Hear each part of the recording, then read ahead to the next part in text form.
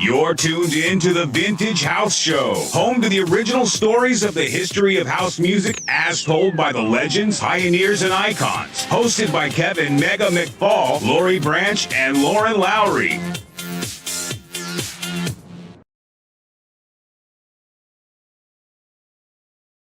Hey, it's your main man, Mega, and we're here for another incredible episode of the Vintage House Show. The Vintage House Show on WNUR FM 89.3 and HD1, WNUR.org, and on Facebook Live, and of course, Twitch.tv. The Vintage House Show is the premier on-air radio show and podcast dedicated to illuminating and preserving the lives, music, careers, and history of house music pioneers. We're powered by the Modern Dance Music Research and Archiving Foundation, which is the only repository in the United States dedicated solely to the study, preservation, and the celebration of the genres of house and dance music. Our mission, in short, is to preserve the memories, the memorabilia, the artifacts, and the stories that support the sustainability and the future of the culture that is house music. I'm honored with an incredible guest whose story is a bit different than some of the stories we've helped share on the Vintage House Show in the past, but not diminished in any way in terms of the importance of building the foundation and the architecture of this thing we call house music. And so with that, I'd love to take a moment and introduce our audience to this episode's guest, Mr. Lono Brazil. Lono, how are you, sir? Hey, I'm good, man. How are you? Thanks for having me. It's a pleasure and an honor to be on the show. And congratulations, you guys are doing a fantastic job. I'm a Chicagoan, so it's wonderful to see.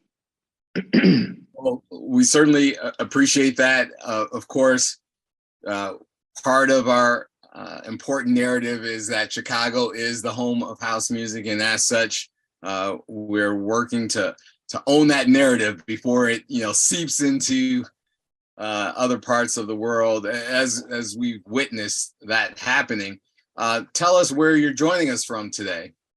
Right now, I'm in the Netherlands, just a little distance from Amsterdam, which by all accounts is the epicenter of house music now in the world.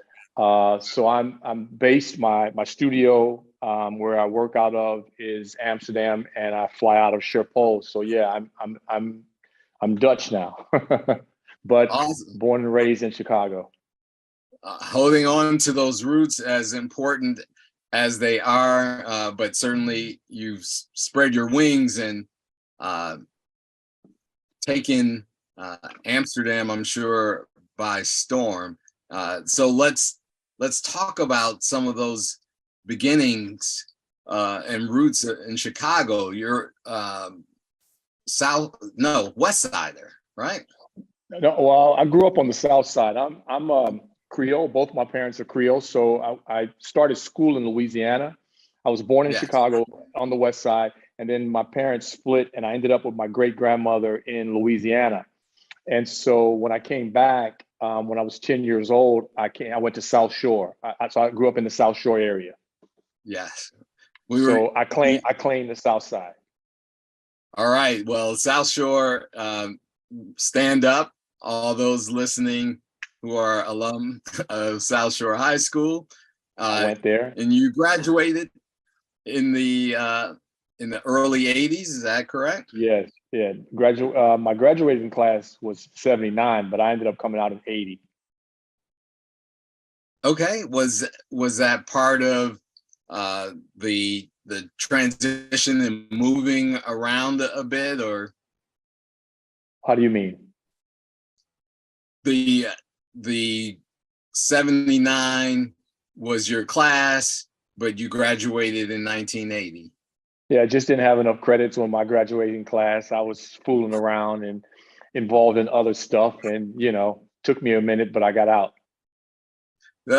Well, the nightlife of Chicago particularly in the late 70s, early 80s, had a grip on many of us. And that's Well, what that was the certainly, problem. I was out every night. I started partying in '77.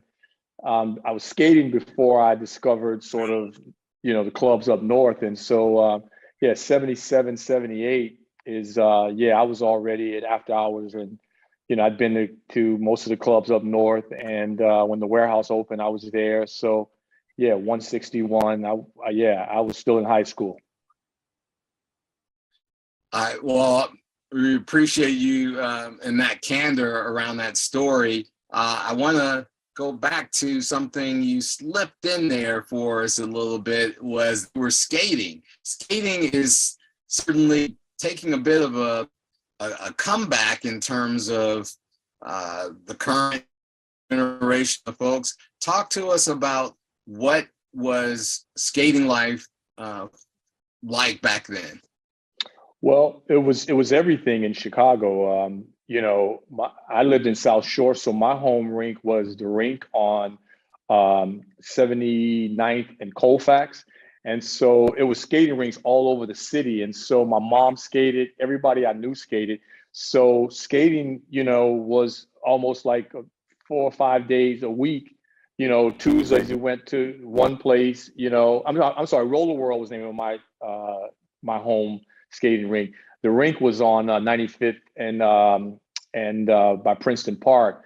But Markham every Saturday, Arts Harvard.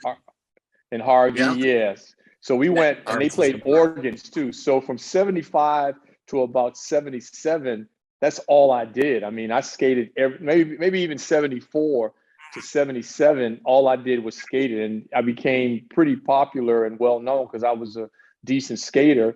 And so I could go to any skating rink and people knew me, and I skated where I wanted. I could skate doing women's, I could skate doing couples, because I just was one of those kind of guys.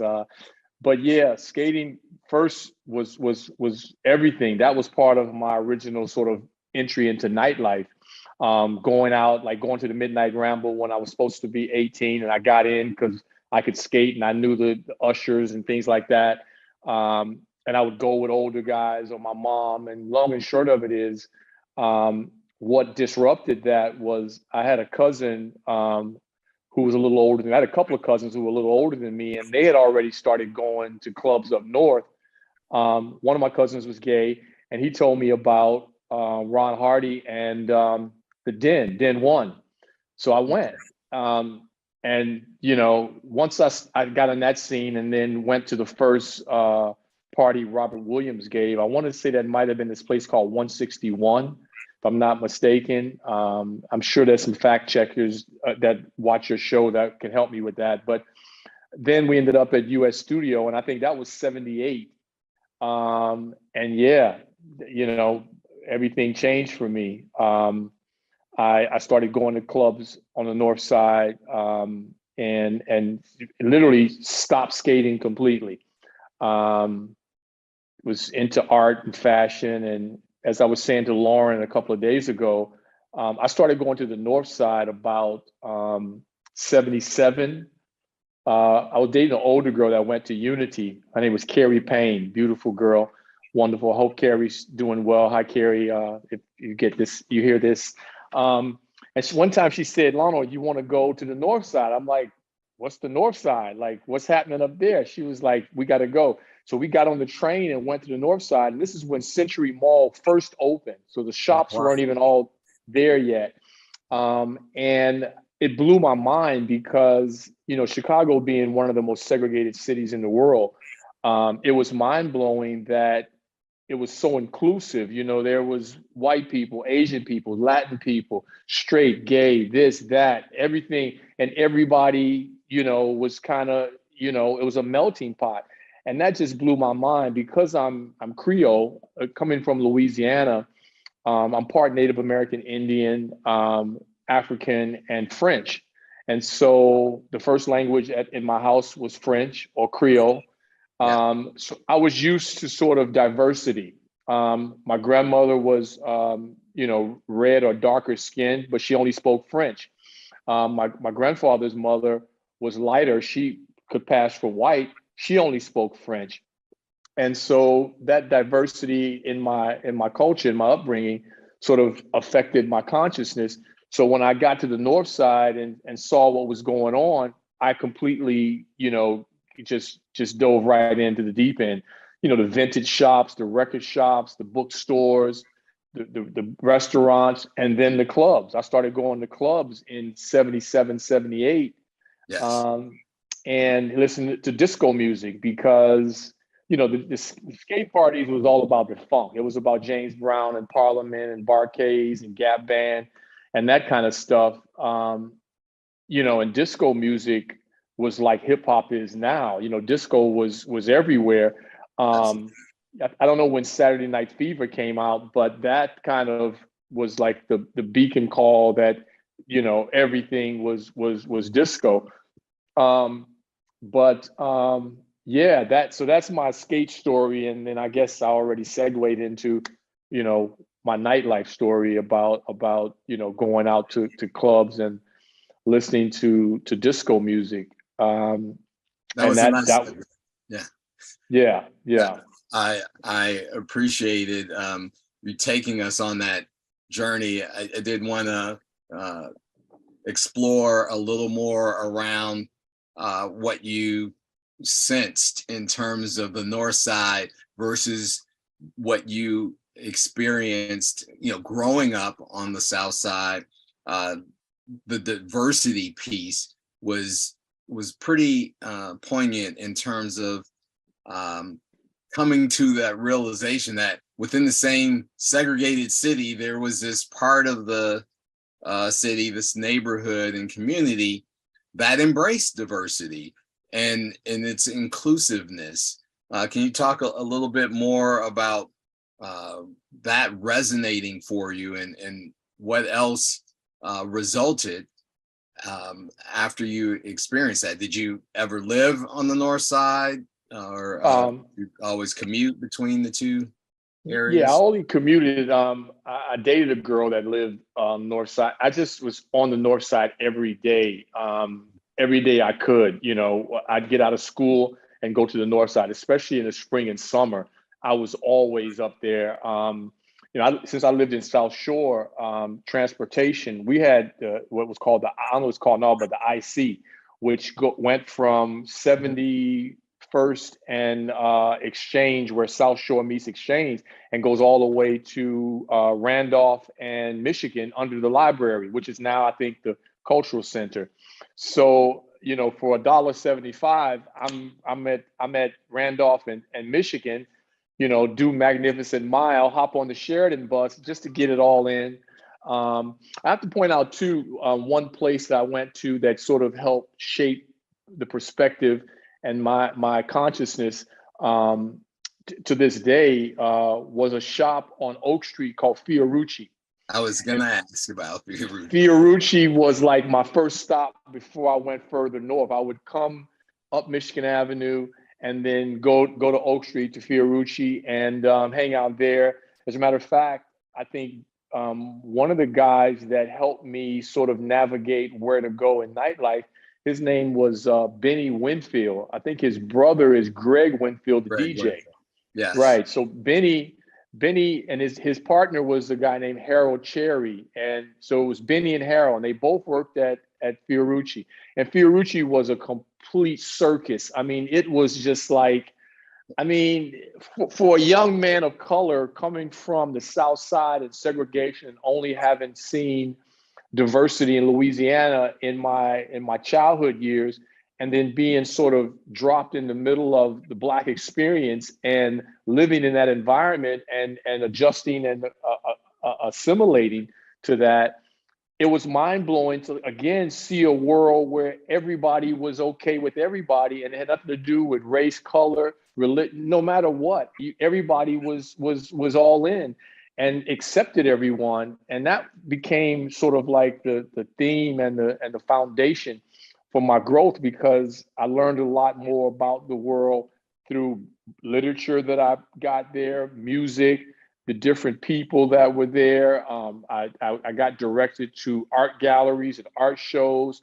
nightlife, I would go there and find out what was happening. It'd be a party at Neo.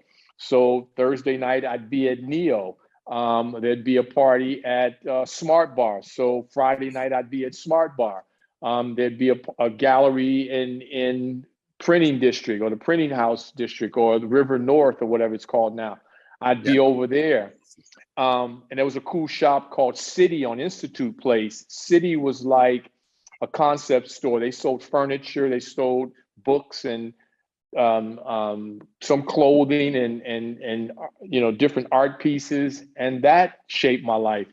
But most importantly, like I said, Fiorucci helped me sort of navigate, and I could go there, because we didn't have social media, obviously. So if you wanted to know what was going on, you had to be at the right place, talk to the people, and get your information, and sort of create your own itinerary, or where you go. And so at an early age, diversity in terms of my taste in music, art, fashion, and just the lifestyle of inclusiveness and artistic or creative, avant-garde, whatever you want to call it, that's what I gravitated towards. And that all happened from these little pockets in Chicago, one being Fiorucci, and the rest being, Imports, etc., the record store on Plymouth Court, which was in the South Loop. Yeah.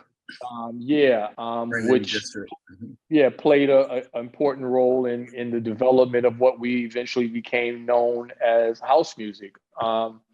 Gramophone, State Street Records, Loop Records. You had to hit the record store. You had to hit Rizzoli. You had to hit Fiorucci. You had to hit Gramophone. These were the things that we did. And I later, and also Benny Winfield went to the Art Institute.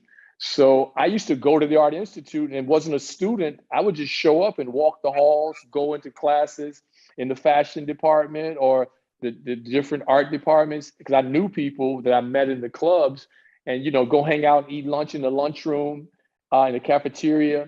And people thought I went there because I had the audacity to just walk around and didn't feel intimidated or didn't feel out of place and didn't look out of place, because I guess my style and my attitude and my energy was such that it allowed me access to these places, and people were forthcoming with information, and I asked questions and people felt inclined to answer those questions, because I was very inquisitive.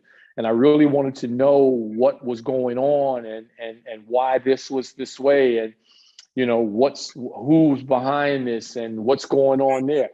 That's how I've always been, and I'm still that way. I'm still as inquisitive and seek enlightenment and knowledge and information.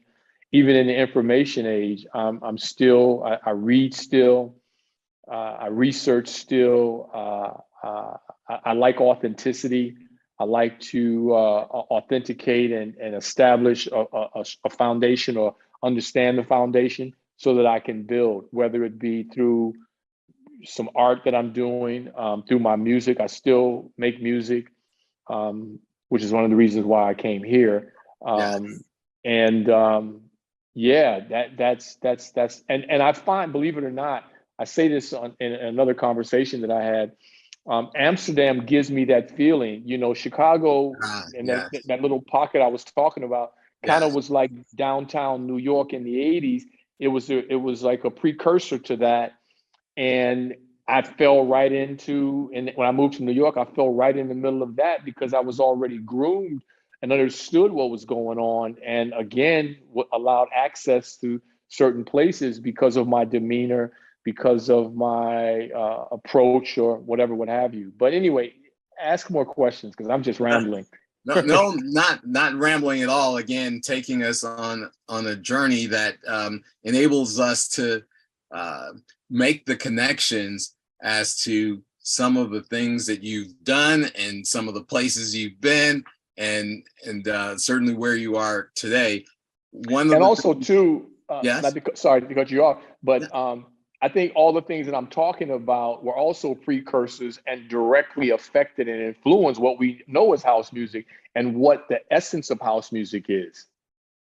There's no question. And I'm, again, so glad that you joined us today, because I often talk about, in some of the other discussions, about these other facets of the culture, such as the fashion, such as the communities and neighborhoods. And really what you outlined was that these social cultural epicenters, and not taking anything away from another collaborator of ours, the Black Social Cultural Map Group, but these places and the attire and presence and demeanor were as intricately involved in the formation of house culture, right? 100%.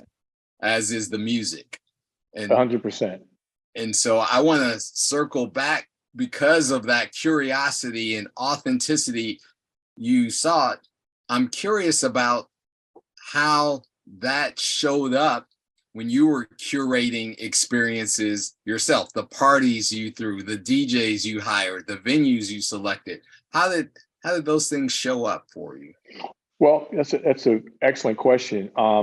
The thing about it was that because I was so diverse in my taste, and I was into new wave, I was into punk rock, I was into reggae, so I would go to the Wild Hair. Yes.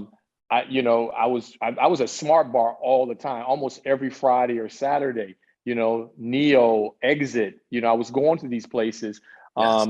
And so my musical taste and my mentality was such that I needed a form. I mean, that was my formula that I use as the springboard for how I curated the events that I wanted to do. And I think the pivotal point was going to US Studios at 206 Jefferson, or I think the first one was 161 Harrison or something like that, or 161 Monroe, or one of those streets, not far from 206. Robert Williams had a club before the Warehouse, or it's I think it was in between. Anyway, some of our fact checkers will jump in with exactly some clarity. Yeah. Right, but anyway, 206. Once I saw that, it all came together and it all made sense for me. That became the formula that and it is the formula and the essence of why we have nightlife the way we do, why we party the way we do, whether it be techno, house, any of the other subgenres that came out of what Dave Mancuso did at the Loft in 1975 in New York City. That was the formula Robert Williams brought to Chicago and brought Frankie from New York to Chicago. So that formula of juice bar, members only, after hours, all night, straight. Well, it was primarily the Warehouse 206 was 99.9% gay. It was, in my understanding, designed as a safe space for gay men or gay women, people of the LGBTQ plus community, to go and have a safe place. Again, we're talking about the late 70s Chicago. So, yes. That's not, and also too, ironically, there were clubs on the North Side that were gay bars that had a quota of how many blacks they would let in. There was a club on the corner of Huron and Dearborn. I can't think of the name of it right now, but a friend of mine, one of my mentors, his name was Aaron Metzler. Aaron was a DJ, a hairstylist, and his best friend was an artist named Craig Rex Perry, both legends in Chicago from that era. Craig went on to be an illustrator and was working on Boondocks, and he worked for Disney, lived in LA. Unfortunately, both of those brothers passed on and have returned to the essence. But RIP, and I love them dearly. But they took me to this club, and because we were, cool looking younger guys, and Aaron, I think, is part either Vietnamese or he was part Asian, went to South Shore, lived in South Shore. Craig went to Limboom. We were like these fair skinned, cool, young, tall, slim, dudes that had confidence and wasn't intimidated and or bothered. We weren't homophobic, so we were allowed to participate. But I noticed the way they treated people of color, whether it was Hispanic, Black, Asian, they had a quota. So to get back to my original point, the warehouse was primarily African American, and I'd say 85, 90% African American and Spanish. There were white people that came, but very few. And but the thing that struck me and really left an indelible mark on me was the fact that there was no alcohol. Yes. The focus was not on, no one stood and looked at the DJ. As a matter of fact, I don't think I even looked at Frankie or even noticed him, or until I met him. I would go and say hi after that, and then I would go and dance and wouldn't see him until the end of the night. I would say goodbye. The DJ was, where he was and was curating the environment and playing the music, and we were there for the music. And so, that became the blueprint, if you will, for how I wanted my parties to go. And so, I gave one of the first parties at the Loft, the Loft on 13th in Michigan. Yeah. It was a standalone building that a guy named Gino owned. And I was brought in by a guy named Arthur Bailey and a guy named Tony Smith, who are legendary promoters in the early house scene in Chicago, which was then just disco, or we called it clubbing. And when I moved to New York, that's what it was called. You were called a clubber and you went out clubbing. Yes. So we didn't call it house because that term came, I think, later, because I'm talking about 78, 79 now.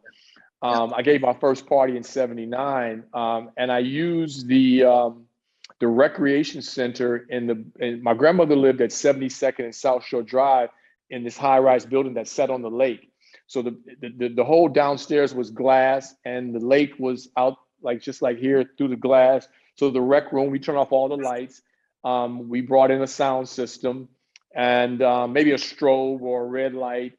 And my cousin Dwayne Robinson, who was a DJ, he went to he was a little older than me. He went to Leo, but he had gone to the warehouse and was a disco lover and just had turntables. And back then you had to buy the records. There was no way to get the music. You couldn't stream it. There was no CDs. It wasn't on cassette. You bought the records. And so he had the records. We would go to his house in his basement. He lived over on 109th and Parnell. We would go to his house in his basement and he would DJ and we would warm up and get ready and then go to the warehouse or go up north. So he's one of my older cousins that took me around and gave me access.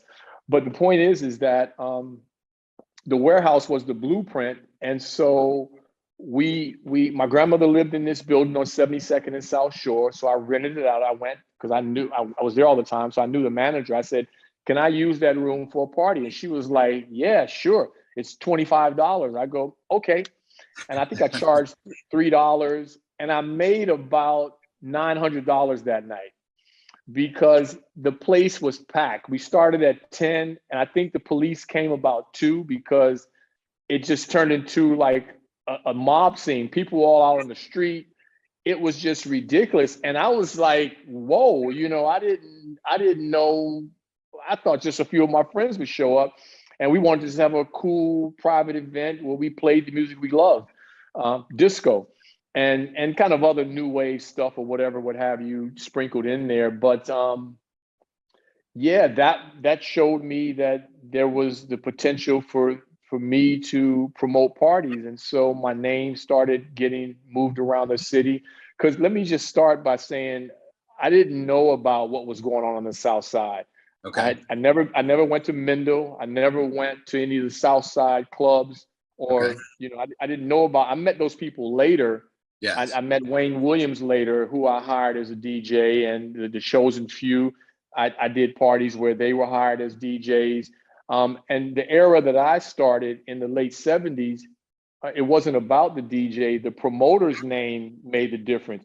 So the DJ, Wayne had a sound system. Him or Frenchie or Kirk Townsend had the sound system, but it was all about us and the way we designed the flyer and what we called the party and what the vibe was. And so that was the beginning of what became sort of what we know as the house music scene. But again, it didn't exist before this. There was no parties up north that catered to, it was separate. It was segregation. And so I didn't know about the South Side because I wouldn't go past, 71st Street. I lived on 73rd and Phillips. I wouldn't go past 74th Street. As soon as it was time to go, I leave the house, I would head north. And so as far as nightlife goes, I'd already started partying in 77 on the north side. So that was for me digressing if I would have tried to seek out what was happening on the south side. And I also knew that the south side wasn't as diverse as what I was accustomed to. Sure. No shade or no disrespect to what was happening on the south side. Yeah. As relevant as it was and as significant as it was, I wasn't a part of that scene. So I appreciate the candor in that, and again, the story that one night at your grandmother's building recreation room was sort of the catalyst of certainly your promotional journey. And I wanted to ask, what were you solely using your name, Lono Brazil, or were you part Absolutely. of a clique? Okay. No, it was usually Lono Brazil. It even got to the point where other promoters would pay me to put my name on the flyer, and then I would just have to show up. Obviously I would promote. I would get some flyers or plug, as we called them, and I would take them to my people because they knew that when they saw my party and how diverse it was, they were like, there's going to be a lot of cute girls. It's going to be, I knew girls like the Stavros sisters that lived in Humboldt Park. I knew girls that lived in Wicker Park. I knew girls that went to Elizabeth Seton, that went to Unity, that went to Aquinas, that went to Whitney Young wasn't there yet. No, yeah, Longwood. Yeah. But even the North Side schools, Francis Parker. So yeah. And then I knew also older guys and girls, straight, gay, whatever, what have you, different nationalities, that went to Columbia, the Art Institute, that, worked up north. These people would come. Frankie Knuckles came to one of my parties. Ron Braswell and Robert Williams came to one of my parties. I gave another party at a friend of mine named Charles Armstrong. He lived on a street called Gordon Terrace, which is way up north, just off Lakeshore Drive, in a high rise. Another recreation room we blacked it out and put a red light in there, brought in the sound system. And, it was all about creating a vibe. That was most important. The venue was painfully important to me because you wanted people to feel a sense of creative and a sense of liberation, where that what you're wearing and what you're feeling, you can express it, and the music is going to cater to that.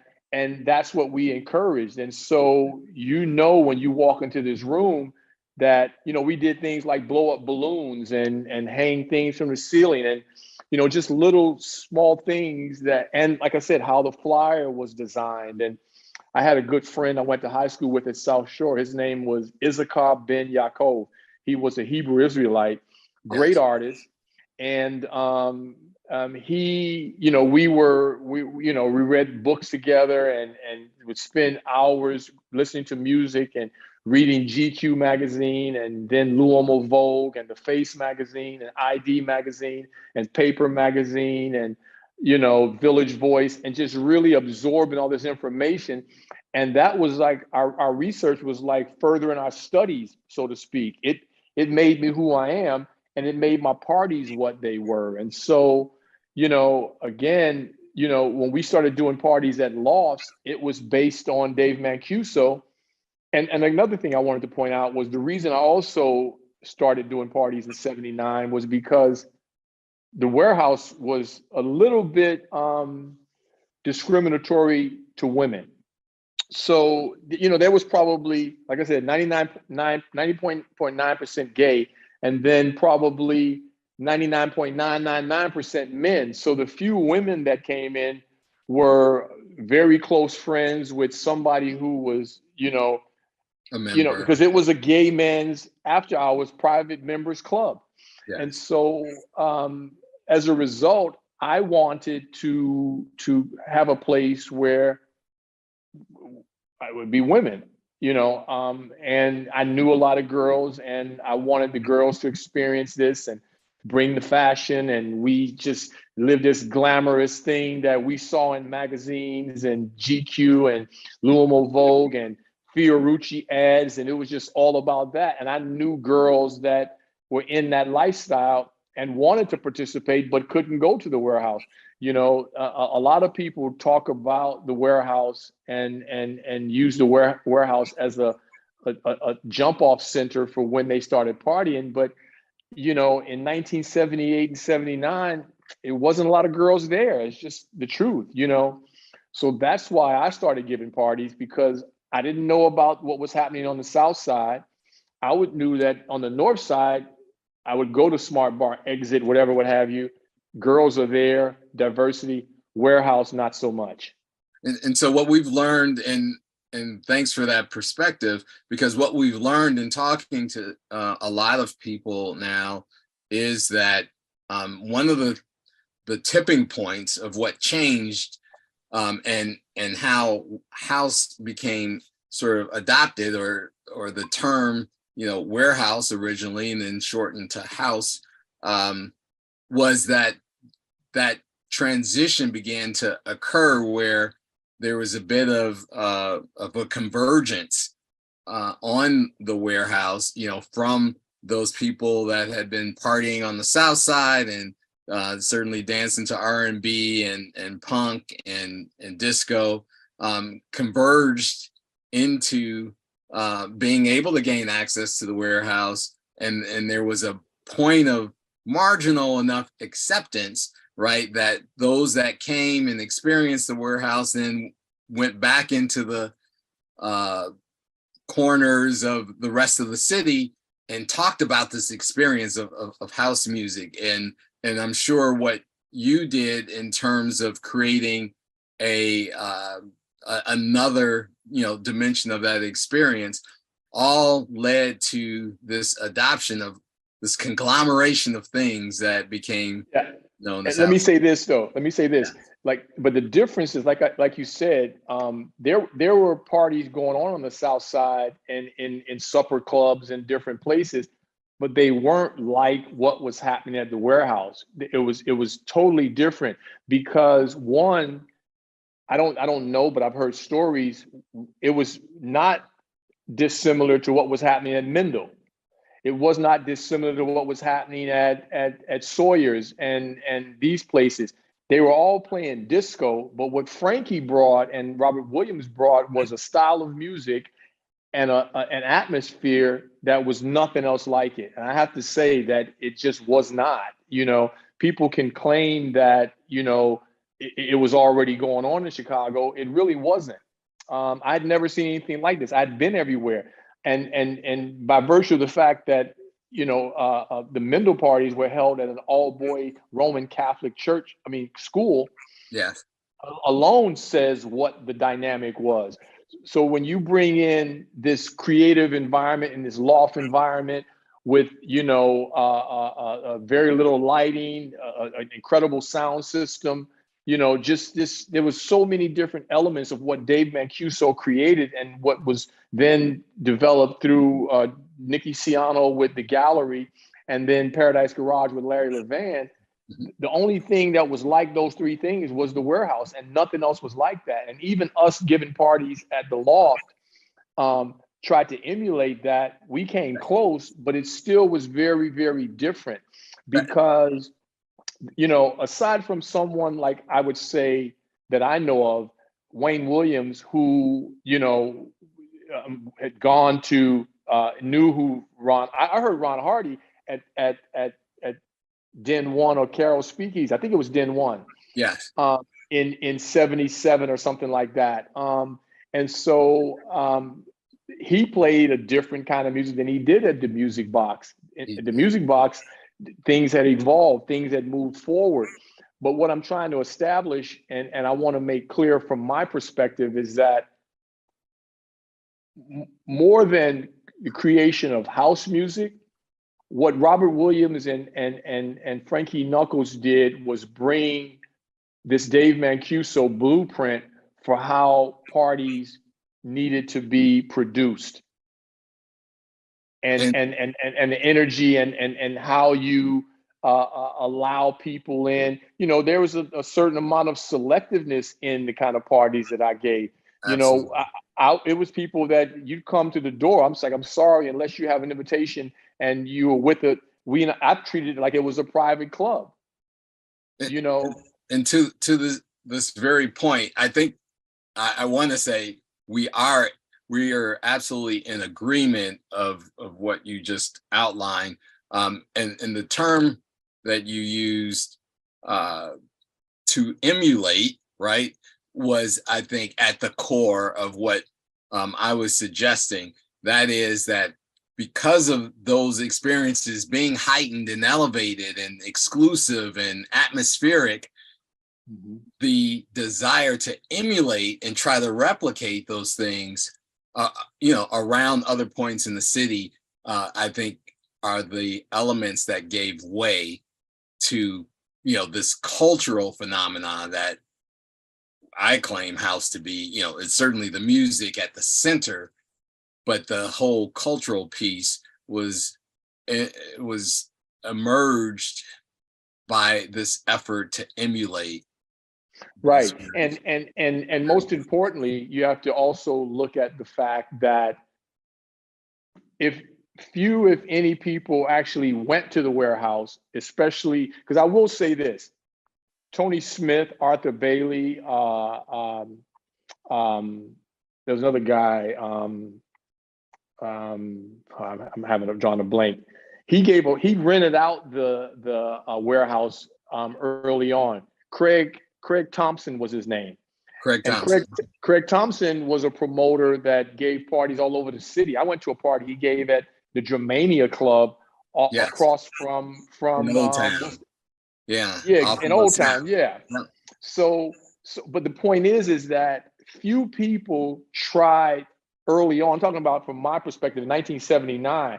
I didn't know anybody that was playing disco music that was trying to emulate this loft concept and this warehouse aesthetic.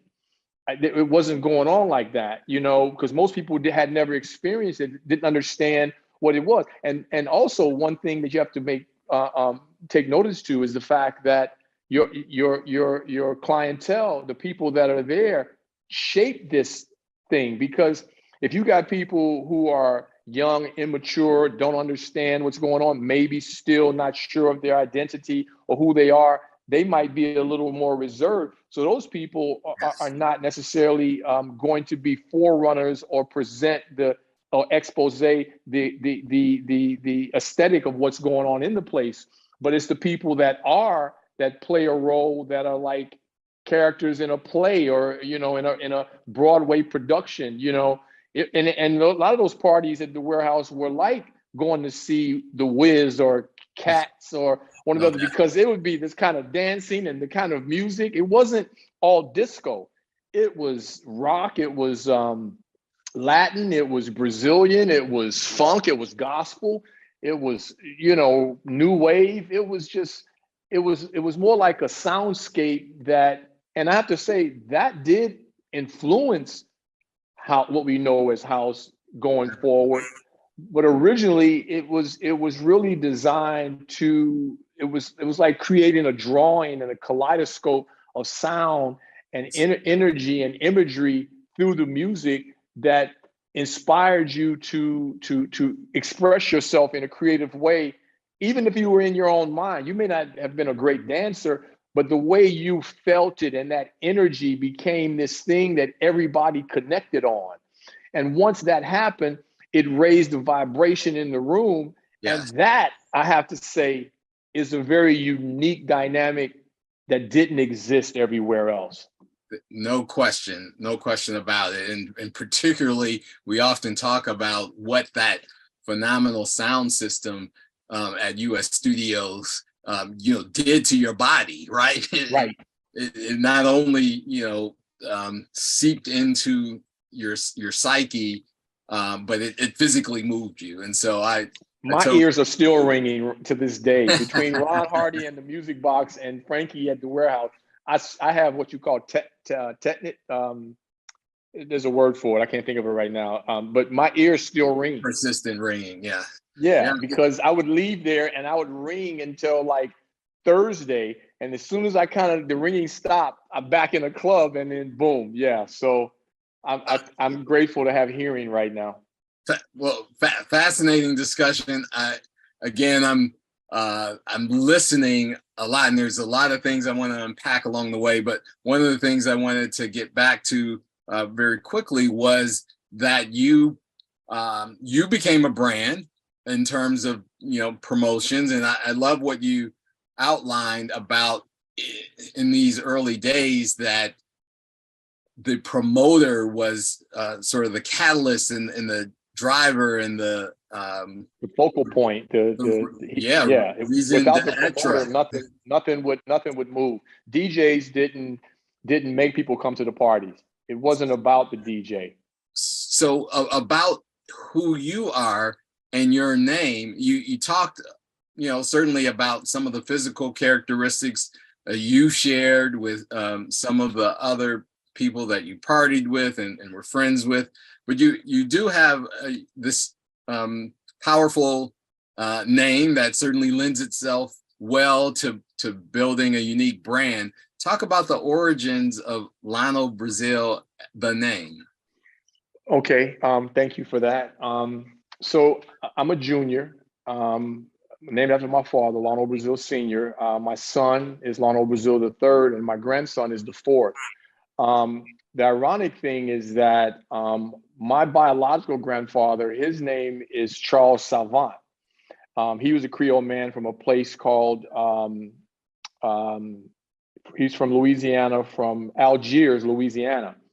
On my mother's side, they're from Lake Charles, Louisiana, and I lived in a place called Jennings in Southwest Louisiana. So the basis of my family comes from Louisiana. But my grandmother was married to a man named Mason Brazil, and he passed away, but she kept his name, but she became pregnant by my grandfather, Charles Savant. But because she was still a Brazil, my father's name became Lono Brazil. Yes. So that's the cut and dry of why my name is Lono Brazil. So I'm named after my dad. However, the branding part was my doing, my persistence, and my. It's another funny story too. I have to tell this. I don't get to tell it much because people think it's absurd, but I think now would be a good time to tell it. When I was in 7th grade, I went to Myra Bradwell School on 77th and Burnham in South Shore, which was a pretty rough and rugged school at the time. And most of the kids that did go to school ended up going to either CVS or you were encouraged to go to CVS. South Shore was the obvious choice.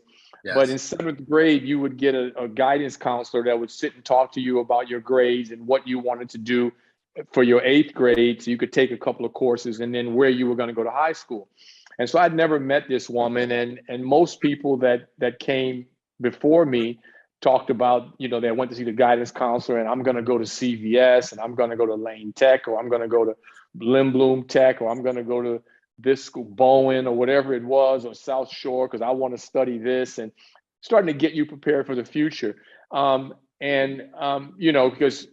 CVS had an automotive department, they had a shop department, we lived in an industrial society. And so you were encouraged to be a laborer and get a job that way, because they didn't encourage us and didn't think we were studious enough to think about college. So you get what you need in high school and go right to work.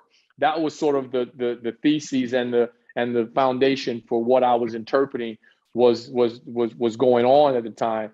So when it came my turn, I went to sit with this woman, and the first thing she said to me was like, she was like, Lono, Brazil. She was like, you have a movie star name. You should be a movie star. And I looked at her, I was like, is that your advice to me, ma'am? Like, what kind of, how do you tell a seventh grader he should be a movie star? Like, what the? And it just blew my mind. However, it did change the course of where I was going, because from that point on, believe it or not, quietly within myself, I mean, I did little plays in school and wanted to pursue acting, so to speak. Was always interested in this kind of thing. I even studied theater at Columbia College for a couple of years before I moved away. And then I became a model. Kind of got diverted from acting to becoming a model, or wanting to become a model. In the 80s, it was a different time. The opportunity for men of color, especially if you didn't look authentically Black or African American, there was no market for you. If you weren't Hispanic or Asian, they didn't know what to do with you. So I didn't really do much in the ways of modeling, except the few little things I was able to pull together on my own through hustling. But then 35 years later, I got signed to one of the top agencies in the world, and now I'm an international model. I don't know if you knew that. I did my homework and absolutely learned about your modeling career and the journey of getting there. I was going to ask about that along this incredible life that you've been sharing with us. You touched upon the fact that you spent some time at both the Art Institute as an ex officio student, if you will, some time at Columbia, sounds like as a student, but then you decided something inspired you to go and leave Chicago. And I think from Chicago, you went to New York. Is that correct? That's right. So what happened was, from once I met Frankie and Robert and that crew at US Studios, and found out that this came from something, what they were doing, it was so incredibly unique that I wanted to know the origin of it. So my inquisitiveness, I asked questions. I got to know Robert a little bit, and I got to know Frankie a little bit, and we talked when we had opportunities. And I found out that there was a place called the Gallery, and a on and off kind of movable venue that originated this concept called the Loft. So me being the adventurous one that I am, I was like, well, I'm going to New York to check this out. And also Paradise Garage. And so in 1982, I ventured to New York and went to Paradise Garage. I also went to Danceteria and the Mud Club and, CBGBs. I went because I was still, very into new wave and punk and all the other stuff. So I knew about all these places through my research. And so, but most importantly, I ended up at Paradise Garage. And that blew my mind. My mind was blown in 79 or 78 at the Warehouse, US Studios. But once I got to Paradise Garage, I was just transformed into another space and time, another out-of-body experience. It impacted me so much that I knew that I had to live in New York because I needed to experience this on a regular basis, and also New York in general, because the same way I was enamored and so blown away by what was happening on the North Side, I walked right into the downtown art scene, into the downtown club scene in the early 80s, which was, I think, the blueprint and the epicenter for all things that are happening now in the world. Everything that we're doing came out of New York in the 80s. A lot of people don't want to admit that or don't want to acknowledge that, but personally experiencing that and seeing that, and then going to other parts of the world and seeing how incredibly authentic New York was in creating this environment. So much so that, like I said, Amsterdam is now the epicenter of house music. But it reminds me of New York in the 80s. New York was a very dangerous place. It was a dirty place. They had blackouts and the city was going bankrupt and trash was in the street and crime was rampant. And it was just drugs were everywhere, prostitution. It was danger every night, even in the day. But going out at night and going to some of these after hour clubs was a risky proposition, but you wanted that energy so bad that you ventured into the night and see what happens. Thanks for listening to the Vintage House Show podcast. Please subscribe and share, and check us out live, WNUR 89.3 FM, Wednesdays at 10 o'clock.